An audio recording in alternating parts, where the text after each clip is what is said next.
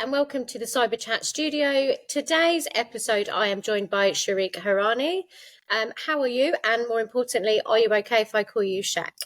Yeah, I'm good, thank you. It's sunny in the UK, which is a rare sight. I know, right? So yeah, maybe barbecue season's back out again. Who knows? But yeah, Sounds you can call me Shaq. Indeed, it's fine. fantastic. So, just for all our listeners out there, I'd love to hear a little bit more about you. Tell me a little bit about yourself and how you kind of started the journey into cybersecurity. Uh, as most people, or not sure about, or everyone, but fell into it, right? So I started doing pharmaceutical science as a degree in university. Then I got headhunted by a reseller to manage some accounts, and that's kind of where I got introduced to the world of technology reselling, and then from there on in, I kind of reviewed the market, and I saw, okay, I'm going to be selling into accounts. Do I want to be selling tin? Not really. Do I want to be selling virtualized or VMs or things like that? Not really. So I decided, you know what, cybersecurity is good. It's an area which uh, really interested me because I'm quite technically led. I like to know. I'm a below know it all, right? I like to know the ins and out, and it's a it's an ever changing environment, and you're constantly learning. You're constantly making yourself better. As Yeah, attackers are learning and they're changing their tactics, you have to change with them. So that's what yeah. I love about it.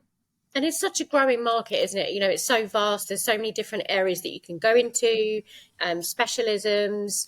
You know, that it's quite, even though it's fast paced and it's evolving, it's quite an exciting world to be in, as I've kind of found out and gone along the way.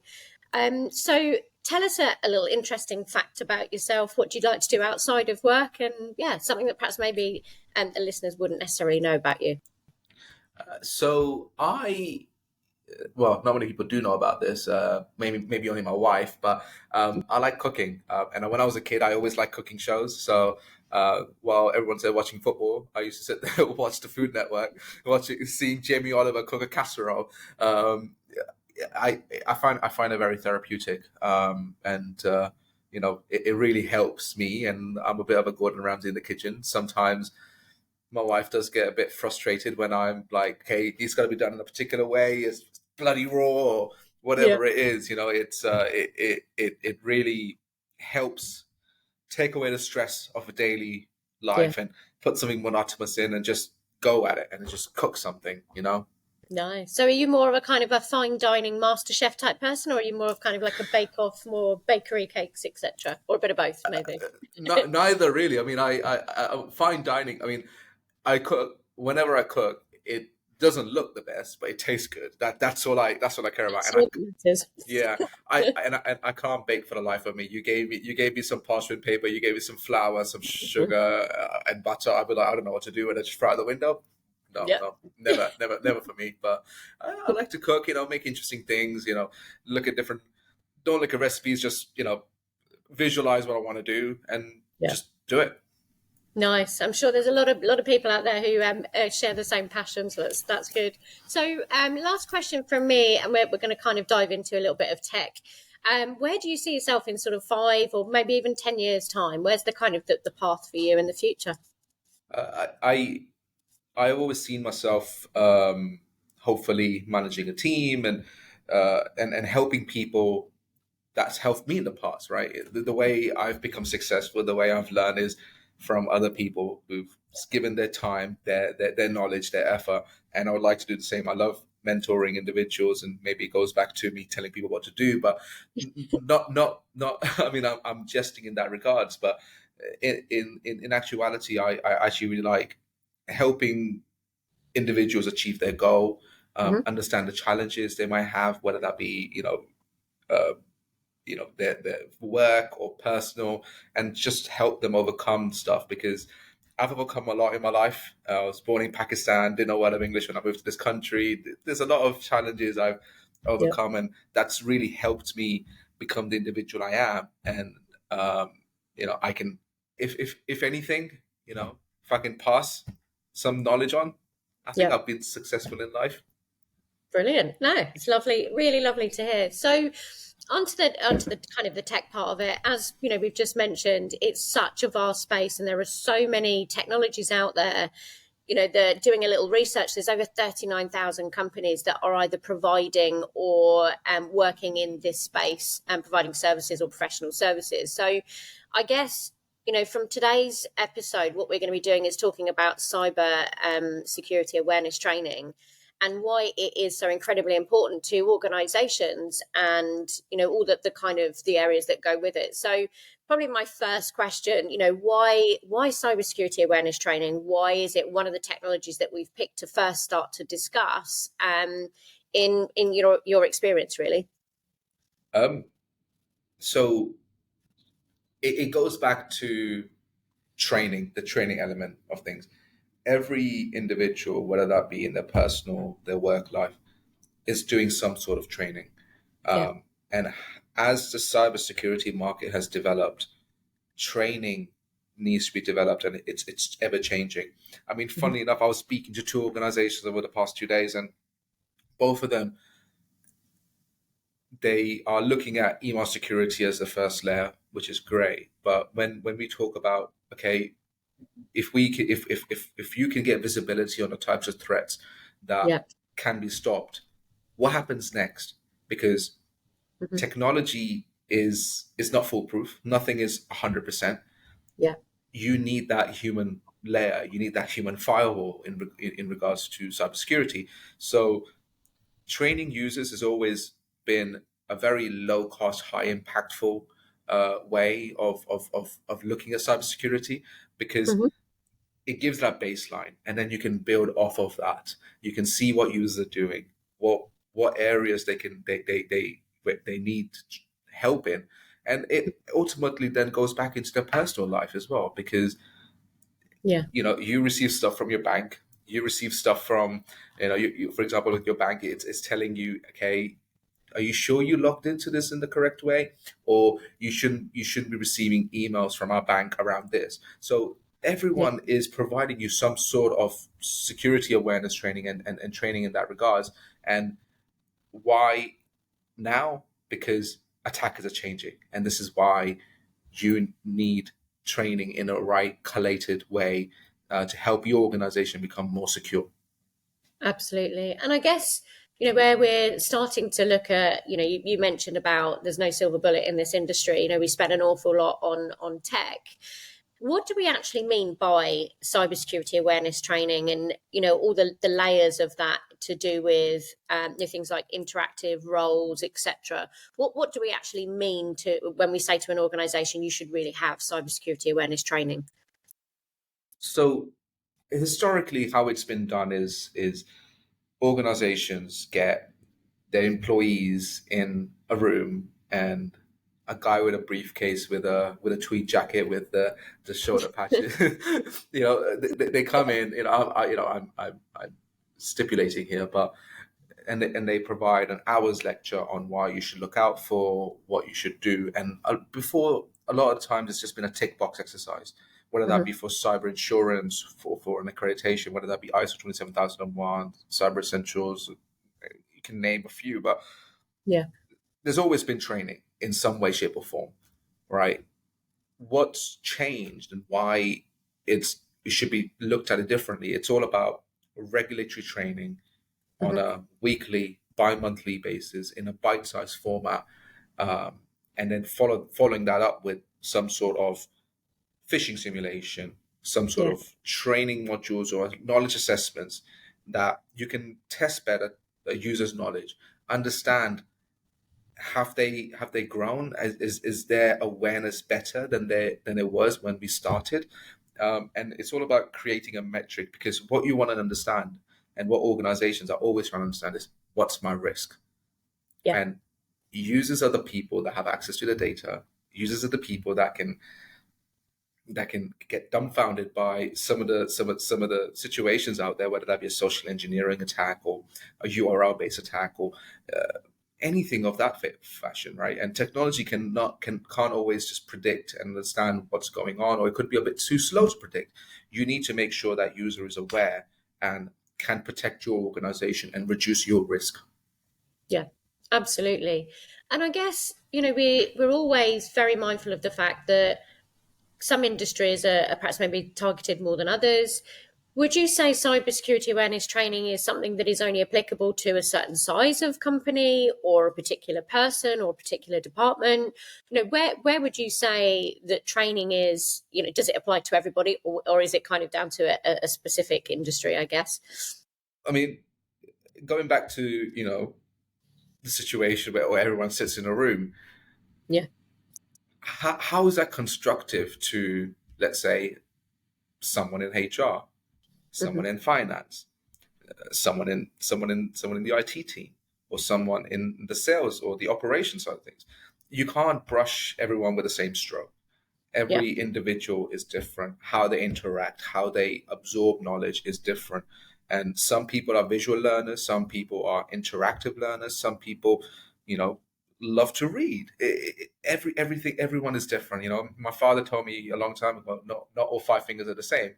You're going to get your thumb, you're going to get your pinky, you're going to get different Yeah. individuals. And training individuals based on the exposure they have in the cybersecurity space, right? In Yeah. terms of the kinds of threats they receive, and then train them based on those threats. So then, hypothetically speaking, if let's say Barbara in HR is receiving a lot of business email compromise attacks, she Yeah. needs to be trained on business email compromise attacks and Mhm. the tactics the cyber criminals are using compared to someone in finance that might be getting payroll redirects. It's a completely two different kettles of fish, right? And Yeah.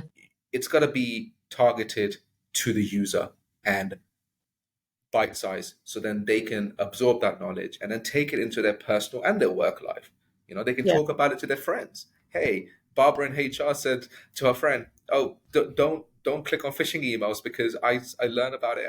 I learn about it at work, and this is this is what can happen." And it could be a propagating way of organizations to not help themselves but help the user and help the community also. Yeah. And obviously you mentioned about, training individual users, but I guess, if I was a particular customer saying, I really want to start rolling out security awareness training, surely I can go to any company and they can play me a couple of videos, even if they are bespoke to teams. What would your advice be down to choosing an organization that provides security awareness training? Surely it's got to be down to some kind of experience or knowledge in the industry around providing certain training elements to customers. So, what's your kind of take on choosing a vendor that can provide security awareness training? I couldn't completely agree on that more, because the things you need to look out for is tenure. How long is an organization been doing it? Hmm. How are they been doing it? And how successful they've been at doing it? There's a lot of independent bodies that look at vendors in the marketplace and provide ranking on how each of these organizations works and behaves. So that's very important. Yeah, Tenure is very important. Second thing is, how are they getting that content? And are they just buying content from somewhere and importing it and selling it as off their own? Have they got individual people that's looking at the marketplace and actually creating and curating content based on that? yeah, And then third point I would say is the data set the organization has, because you can't complete step two without yeah, the third step, right? You can't understand what's relevant if you don't have the data set. So yeah, bearing in mind that, when you talk about training, we talk about, phishing simulations and knowledge assessments and things like that. Email being the biggest attack vector, you yeah, need to understand, okay, on that first layer, how much is coming through, where is it coming from, and what kind of things are coming in. And then yeah, based off of that information, then you can curate training content in and around those different areas. So yeah, I'll probably say those three things. So yeah, tenure, the yeah, data set, and actually the technology that that they're using. Are they buying something else, or are they creating something? yeah, Um, I think it's very important. And I'll probably throw in something like cultural connotations in there as well. That's very hmm, important. So every region. So we talk, let's say, for example, the UK is very different to how US is. US is Yep. very different to how Spain, Portugal, every single organization is different, country is different. And the cultural connotations need to be taken into account so then Yeah. the users can absorb that knowledge in the right way. And you don't want, excuse my French here, an American individual talking about routers for half an hour, because how's Yeah. that relevant to you? Yeah. That'll put me to sleep. So Yeah. yeah. And I guess it's got to be realistic, right? As you said, you kind of use it in your personal life as well. If you know something looks definitely not right, then you're going to look at it twice. Whereas something well, it looks real, it looks like it's from somebody that I know, why wouldn't I click on it, or why wouldn't I do it? So I guess that kind of brings me into my next question, in that it's very important, right? You've trained your staff, they actually know what to look out for, they report any issues that they think, well, that's a suspicious email, as an example. How important is the kind of follow on to that? So you've trained your users, now what happens? In your experience, again, how important is it choosing a solutions provider that can then take you one step on from the security awareness training? So I've had the exact same questions from organizations around, the renewal of a certain product, right? So I'm done with it. My people are trained. What do I do now? Okay, well, that's great, but do you know the next trend in cyber attacks? Yeah. Do you know what the government is going to be putting forward as new rules, regulations, compliance standards? It's all about being in the know and being there first. You don't want to be the last one, because when you are the last one, you leave the door open for the attacker. So ultimately speaking, it's about making sure that an organization is continuously training, Hmm. setting themselves a target, and then creating metrics around those targets. So whether that be, so a lot of organizations I've spoken to, they set themselves a target. Okay, we've never done any cybersecurity awareness training. We've never done any phishing simulation. We have someone coming in on site once a year, and we just do some training with them. Fine. Okay, what kind of, so if we did a phishing simulation in your organization, how many people would click that phishing email? Yeah. Give me a number. Okay, what do you want to reduce that number to? What do you think is the most acceptable risk that you're willing to take as an organization? Do you want to reduce it by 20%? Fine. What are you going to do to reduce it by 20%? It's not just going to happen overnight. What training are you going to provide the users? What assessments are you going to provide the users? And then how are you going to make that targeted to their daily role and their Yeah. daily life? So that's always a talking point, and it's always an ever-changing environment. So it's never stopping, right? It has to be a continuous way of doing things, and the organizations that do it in a continuous fashion, Hmm. um, maybe even lean on some consultants, Yeah. that sort of help manage the platform, help manage the design, because it's always good to. Sometimes it can be hard because IT teams, they've got so much on their plate, and a lot of Yeah. time training takes the back seat. So it's important to have someone that you can trust, but then have someone that actually has the knowledge and that can help you manage the program. A lot of organizations might have a learning and development team. Yeah, Hmm. fine. And and they will do all kinds of training, how to park your car, fire safety. Sometimes in some of the education customers I work with, their teams are creating stuff on food safety for the students. And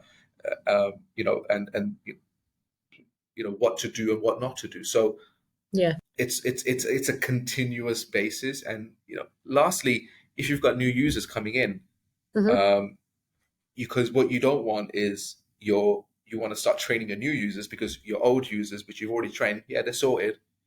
I want to focus on the Yeah. people that need training. Okay, well, by the time you've trained your new users, the cybersecurity landscape has slightly changed. The types of attacks have slightly changed. The types of Yeah. threats have slightly changed. So the old users are still susceptible.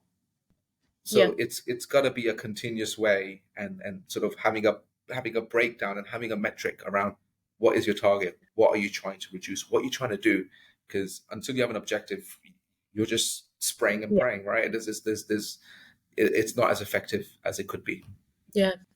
And I guess, looking at, if I was, say, an IT manager or a security manager out there, and I've got 5,000, say, employees, I might look at security training and say, yep, I've got a program in place. Yep, we roll out a platform, we deliver it to every user, tick box done, regulation compliance adhered to.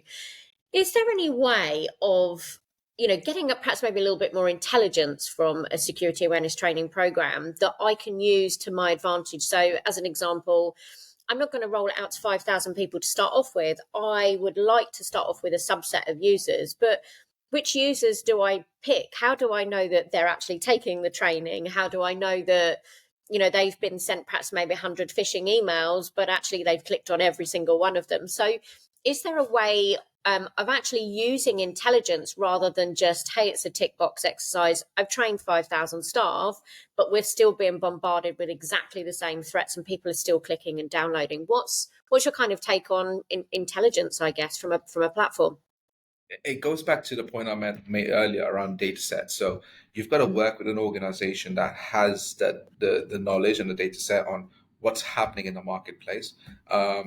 A lot of these, a lot of technology out there, they can actually look at, from the email flow, what kind of threats users are receiving, and Yeah. categorize them in, let's say individuals in HR are receiving business email compromise attacks, while my finance team is receiving credential phishing attacks and account takeover attacks.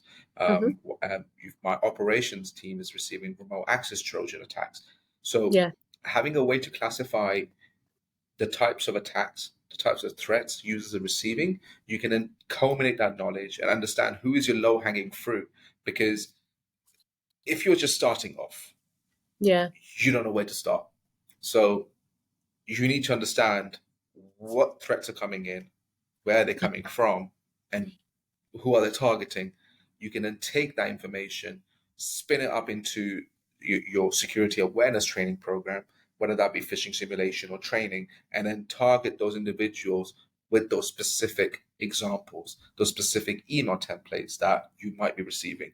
And then, so then, as they said, I think there's an analogy, right, where if you get bit by a snake, um, what you want to do is make sure you're used to that poison, right? And your body may reject it. So it's, Yeah. it's it's that mentality again, where if a user has received enough of Yeah. these examples or these phishing templates, they're the susceptibility reduces. They're not going to fall over and die like the snake example, right? They're going to Yeah. be more prepared to actually fight back and actually help your organization become more secure, and reduce your risk, as an organization ultimately, because that's the goal.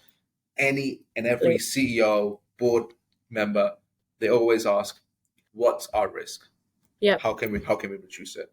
And security awareness training has always been, like, as I mentioned, low cost, high impactful way of doing it. uh, Yeah. and you've got to start somewhere. Absolutely. So I guess this is probably one of the best questions that you're going to enjoy, and our listeners will probably enjoy.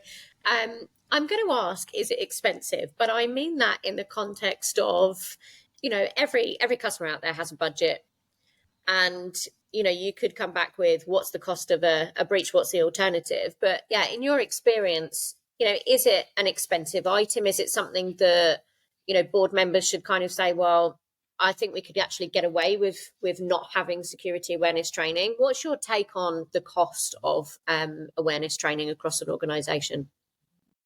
I mean, not all cars are priced the same, right? Yeah. You're gonna get your Fords and you're gonna get your Ferraris, but Yeah. it's what's under the hood that matters, right?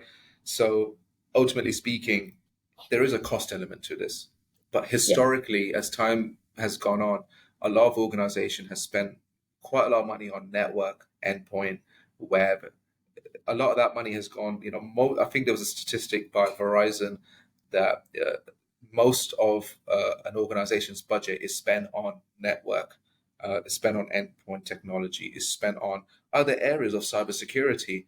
While that's all great, but it's almost like putting doors on a door and then putting an alarm within that door and Yeah. making sure there's laser tripwires.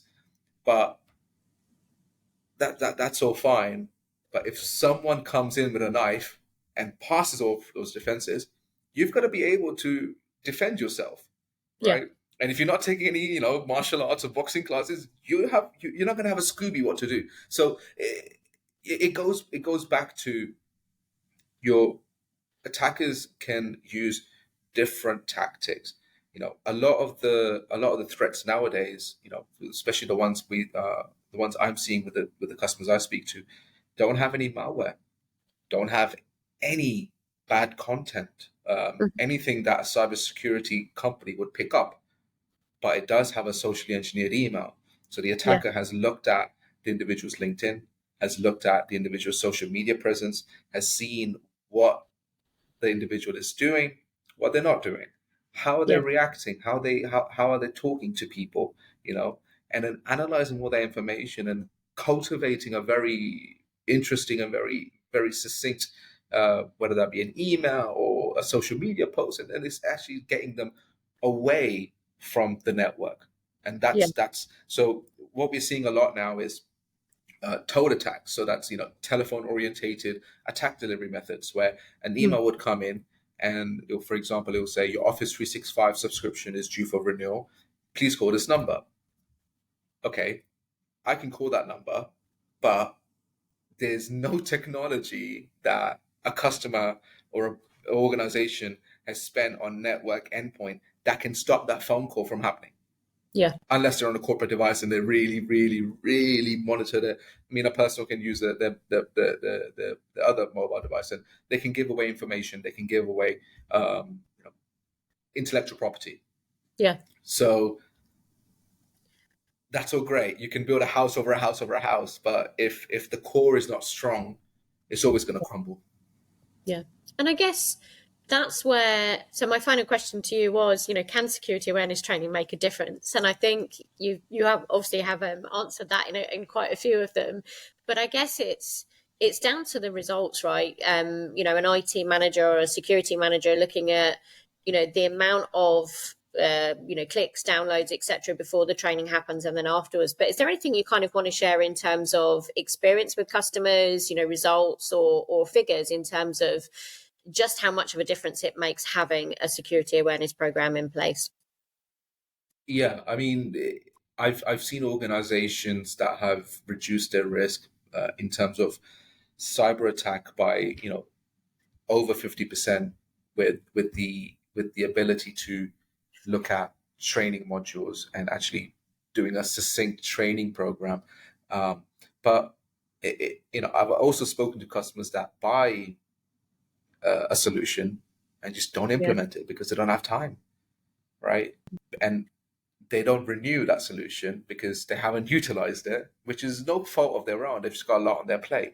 So Yeah. this is where the point I made earlier, looking at people that can manage the environment for you, help you, people that know the technology that can assist and guide you through that journey, is very important as well. And taking that into account is very important.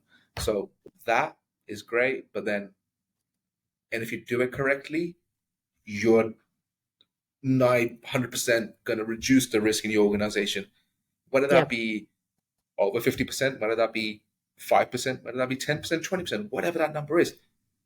You've been successful at reducing risk in your organization. And Yeah. when you reduce risk, you make the organization more efficient. And if Absolutely. it's better for the organization, really. It's better for the brand. I mean, you're not going to work with uh, you know a clothing brand or a financial institution or even a public sector body, whether that be a council or even a hospital that's Mm. seen cyber attack. Yeah. You'll be like, I'm not too sure about this. Well, you can reduce that by training your users and getting them up to speed. Absolutely. No, thank you. Really, really great talking to you. Thank you for answering all the questions that I have. I guess the only thing leaves me to say is thank you for joining. If any of our listeners obviously have any more questions or information on, security awareness training and would like to learn a little bit more, please reach out. Otherwise, thank you again for joining us, and I'm sure we'll have you in one of the future episodes again. Thank you again for your time. Really appreciate it. Cheers.